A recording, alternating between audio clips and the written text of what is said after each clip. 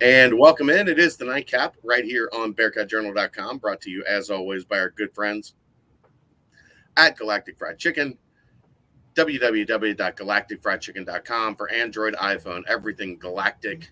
Get it delivered or stop down in Dayton, tell them to pump it up, save 15% off of your order.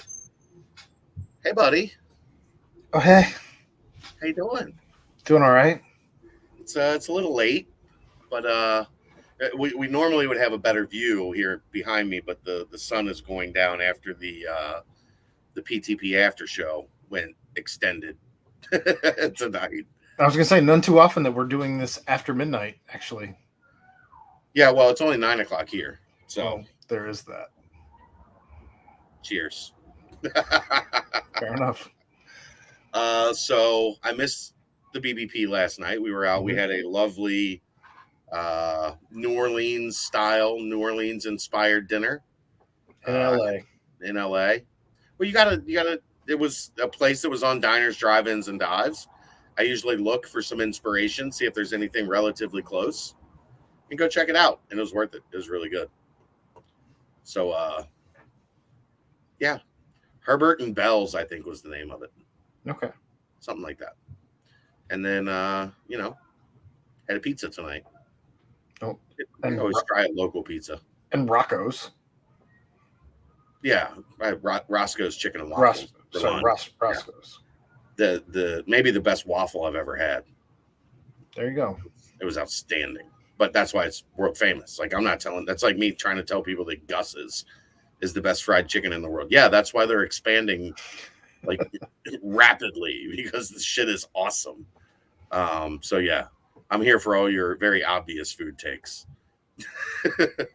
Fair enough. So I missed the BBP last night. So I missed the mailbag. So we figured tonight Aaron will throw me a couple questions from the mailbag, and those lucky members will get their questions answered that were at least directed towards me or more in my lane, if you will. Sure. So, first question: what are your thoughts on the Louisville recruiting weekend with big flashy cars and jets? I understand it's not directly UC related, but it does potentially have an effect on what we do in recruiting. Also, some of the details that have come out even since then are that they dropped Adidas helped drop $3 million in NIL money for the number two ranked The number running. one running back in the country. Okay, So that's not surprising. Um, Louisville is a very important brand for Adidas. Like Adidas has hitched a lot of their wagon to Louisville, and that has not gone well. So it's important for Louisville to get back on top if you're Adidas, or to be at least making headlines, right? Like if they're not going to win, at least be in the news. They're also very good at being in the news. So that's where it's headed. Here's my thing. It's this is never sustainable. That I think that's why people look at what Luke has done and they're so mesmerized by it because it's actually sustainable because you're not feeding kids a bunch of bullshit. well, one of the things I brought up last night is that this is very much a blue collar team compared to Right. some of these white collar things that Louisville's pulling, and they don't really bullshit with a kid as far as Well, but think about the difference in situation, right? Cincinnati has become a model of consistency, of budding success Mhm. because of the way they like go back to we'll go back to this draft forever and ever and ever. Go back to Sure. what was being said about the guys, like not just that they got picked or not the situation itself, but go back to what NFL teams and then ESPN analysts and NFL Network analysts and like what they were saying, Pro Football Focus about UC's guys, and it was never flashy. Sauce is flashy, but not in what he does, like how he goes about his business, right? Right. So yeah, this is like Louisville. What's Louisville's story been the last 4 years? Shit show. Right. So they have to. make a splash, or that's it for Scott Satterfield. Like, they have to make something happen. They have to get some momentum down there. And this is how they're doing it. More power to them because they've got a lot of momentum. But I just don't know that it's sustainable. I just don't know that it's, a long-term thing that here's the thing. In order for this to be successful, you're going to have to do this every year. And that's just not going to be a thing. Right? Like, we'll see. They're going to recruit California. Like, the best players in California year in and year out are going to go to Louisville. And I guess maybe your thought process is if we get two guys at the top like this, then maybe we can continue to bring guys in because we have guys that are making this a winning program. Yeah, potentially. But you have to do it every year, and not just at the top. Like, that's where this gets tricky, right? Like, it can't be just your top 3 recruits that mask everything that happens behind them. And this class, Louisville's been very strong, like, across the board. But what I'm saying is, when you get 3 years into this, like, philosophy, if this is going to be their recruiting philosophy, does it still look like what it looks like now, or is it those top 2 or 3 guys that, carrying the class at the top, and everything else has kind of started to backtrack a notch? We'll see. Maybe this is what you have to do to try and compete with Clemson. I think that's part of it. Like, they have to become relevant. They have to become relevant, and right now they're not. So I think it'll be interesting to see what happens with Louisville in that regard. But I think at the same time, I don't think that this is a staff that wants to pull out the bells and whistles to get LA, man. I don't. It didn't have the spotlight on, so we're okay. I don't think that this is something that Coach Fickle and staff are going to do. I think they're going to continue to do things the way that they do it, and I don't think it's going to take bells and whistles and all of that. Yeah, but so they've done it. They've had the Lambos on the field. Like, they've done some stuff. If they think it'll get the kids hyped, they'll do it. It's recruiting. That's what you do. But the message will be inherently different. I guarantee you that. Like, when the recruit and his family sits down in Luke Fickle's office, they're hearing something different than what they're hearing in Scott Satterfield's office. Sounds about right. Chad, are you delegating another birdie or birdies to take your place at Open Gym this week, or do we have to wait for your return? It's important to note many of us surely have birdie withdrawal. You have to wait for my return. That is, if everybody was in there, everybody would have reports of what's happening in there. Well, one of the things I brought up were me and Brent, for instance, neither of us are in Cincinnati. Right. So that does become a little complicated. I could send one of you two to go do that, but it's different. What is happening? Uh-oh, there it is, Aaron. There it is. There's the light. The light just went on.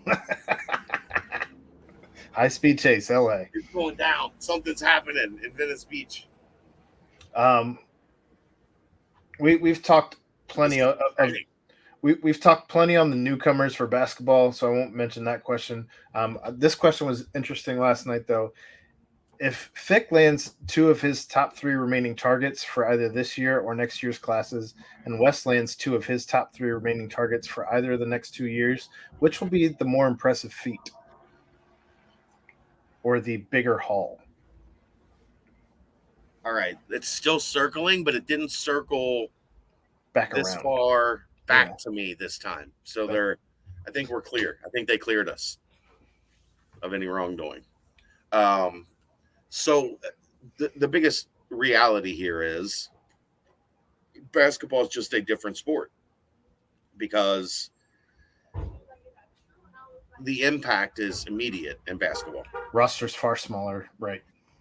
Roster's far smaller, and the elite of the elite in basketball are much more ready, as a general rule, to make an impact in college than a football player. Yeah, freshmen can be ready day one in basketball as opposed to football, where a lot of times it takes a little bit of development. So it's basketball, just because of who, like, the top, however you want to phrase the top 2 targets.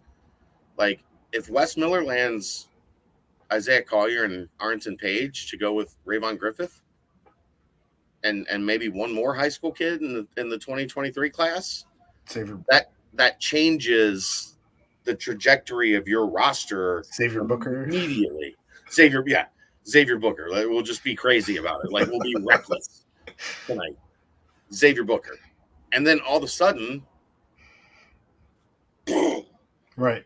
But like football wise, like how many was Jaheim Thomas an immediate impact? He was a guy at the top of his class. Even like a Lenny was near the top of his class. Well, top the all-time class for like those guys program history, and in a roster that was in flux, like not, I don't want to say rebuilding, but like being built into Luke Fickell's vision at that point in time, right? And it's a party. Well,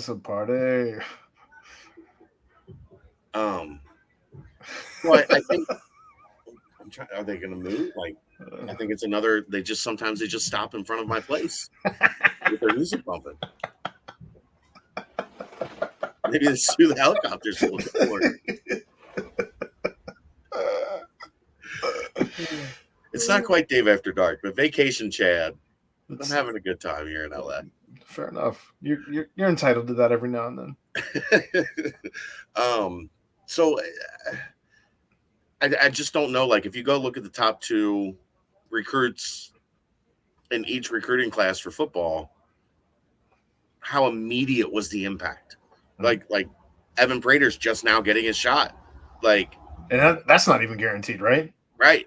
He's right there in competition with somebody at the top, and then there's a couple young guys right below him that can sling the football. Right. So yeah, basketball, easy. What do you think has changed in recruiting strategy for Coach Morgan since the Big 12 announcement? But I think you could probably direct this at the Big 12 announcement. Either sport. That's what changed. Mm-hmm. I know there's a lot of people that didn't want to believe me when I talked about how much the AAC held things back when it came to high major recruiting. And yes, there are some kids that aren't concerned with it. But that number of kids is small. Most kids want to go play in the best conference possible and be challenged every week by the best players possible. And you weren't doing that in the American. That's just truth, right? Like, sure. Just is what it is.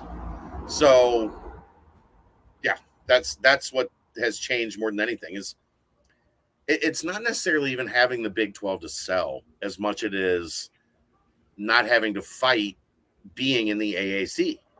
Makes sense, especially in basketball. Yeah, because there's not a single kid in America, not a single basketball player in America that grew up as a young child thinking, I did want to play in the AAC. Well, the AAC didn't exist when they were children. Now you're figuring it out. Now you're understanding the Rubik's Cube. That is why I've been saying that forever. And guess what? There aren't any kids still that grew up saying that. Kids in Tulsa are not like, I want to play with AAC. Like, no. Yeah. They want to play in the Big 12. Come on. What are your thoughts on the role that fans play, if any, in recruitment? Is showing recruits love on social media the best way that we can help? So I was talking to somebody who was in North Carolina this weekend, watching the North Carolina AAU event. And they were talking to the family of a recruit that is being recruited by UC. And the first thing out of their mouth when they were just talking about all the different schools, when Cincinnati was brought up, was, man, when he got his offer, that fan base caught our attention because the offer was put on Twitter. The mentions fill up with UC GIFs, whatever. And it's something that people notice. It just is. Like, it's human nature, right? Like, it doesn't mean some kids it means more to. Some kids don't care. Like, some kids are deep into social media and their reach in social media, their analytics. And when a post gets blown up to an extent that they've never seen before, of course they think about it and it's like in their brain. Like, that's for the kids that's important to, that's how they're wired. So yeah, is it 100%? Is it a perfect, like, this is step A, this is step B, step C is landing the recruit? No. But when a kid posts about UC, if UC fans blow that up, look, it is a competition on social media. That's why they are posting it, is for the engagement and the interaction, right? Right. That's how social media works. So if they post something about UC and it gets more attention than anything they post about anybody else, it leaves an impression on those kids. That's as simple as I can make it. But like, I'm not I'm not, I've talked about this before, I'm not huge on it. Like, I just don't post anything. But if the question is there an impact, and the answer is, if you're flooding with gifts and not, like, don't type. If you type, break your fingers. Type. Type. Just go search a GIF and hit enter and then send, and then just let that do the talking. I don't even know that this one even needs an answer, but it's just funny to read because it's Skins. Assuming we're recasting the Immortal Classic, Silence of the Lambs, who plays what roles? Why am I Buffalo Bill? And do I give Aaron lotion to put on his skin while he is in the well? So I guess here's the question: Am I Clarice? Hello, Clarice. Or am I Hannibal Lecter? I mean, how crazy are you? So the only thing that I would say is that I might not be crazier than Dave. So maybe Dave has to be Hannibal Lecter. And that would make you Clarice, I believe. I don't know. Right. Like, I'm thinking through this rationally. In a normal situation, like if it were you or me, I would be Hannibal Lecter. Right. But if it's me and Dave, that's things get weird. things absolutely get weird. We're going next year. Like, I've confirmed this with my family and his family. We are going to the Simone family party vacation next year. I'm just going to say it right now. I'm not looking forward to producing any of that content.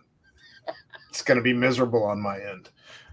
In honor of Father's Day, who's the greatest dad to ever show up in a TV show and or movie? There's a 1A, there's a 1B. Oh, or movie? Oof. I'm not doing movie. Well, because movie, I don't know that do you top John Q?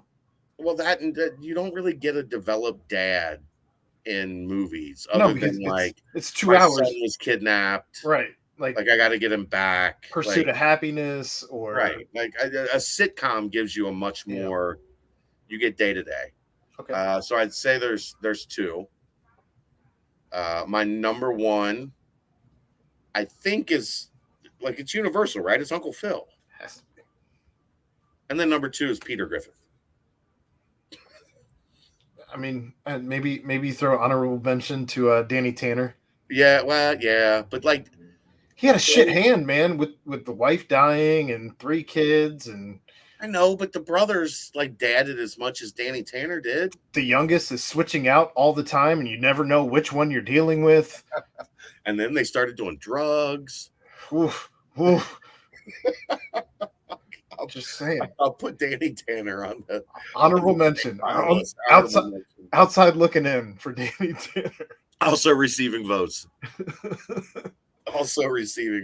So somebody did mention Walter White maybe as as the answer.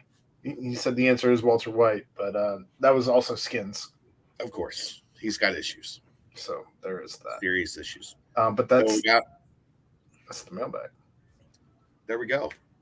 You got my mailbag responses from literally. This is I'd go 3x4.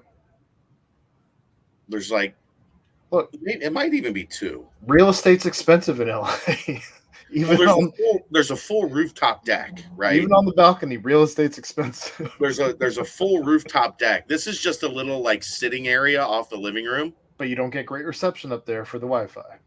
Right. The Wi-Fi signal is right inside this wall right here. At some point before you leave, we're gonna need to turn your phone into a hotspot, even if just for 5 minutes, to get Chad on the rooftop. We'll see what we can do for later. I was thinking about going live one day, just hanging out, walking down Venice Beach, and like we'll just get you from your phone instead of the laptop up there for like a nightcap or something. We'll figure it out. Well, the problem is the sun goes down and it dies completely out here. Like in these little beach towns, as soon as the sun goes down, that's it. Except in front of your place where they just stop and beat music. Well, I mean, I'm talking about people being at like this is people in cars that for some reason just stop right in front of my house. I would say what kind of house is this? It's a drug house, Chad. It's a drug house. I was just gonna say, Aaron. Please turn that back on. Are you going to bed or you don't want the light on? Hold on 1 second. We're finishing up the nightcap. You want to say hi to everybody? Yeah, let me just see you later. Okay. This one's not live, but it'll be broadcast. I mean, wouldn't you know? All of a sudden, my background light, like if this goes off, I'm just in the dark. Like, honestly, it still wasn't that bad with the screen glow. But okay. But anyhow, where was I at? Drug house, I think, was where we were at. Oh yeah, it's legal here. There's no drug houses unless they're doing some. Walter White, what's up? It's not my dance. Maybe, I don't know. Anyhow, all right, let's get out of here. We've gone way too long and gone way off the rails. It's the Nightcap, brought to you by Galactic Fried Chicken, right here on BearcatJournal.com.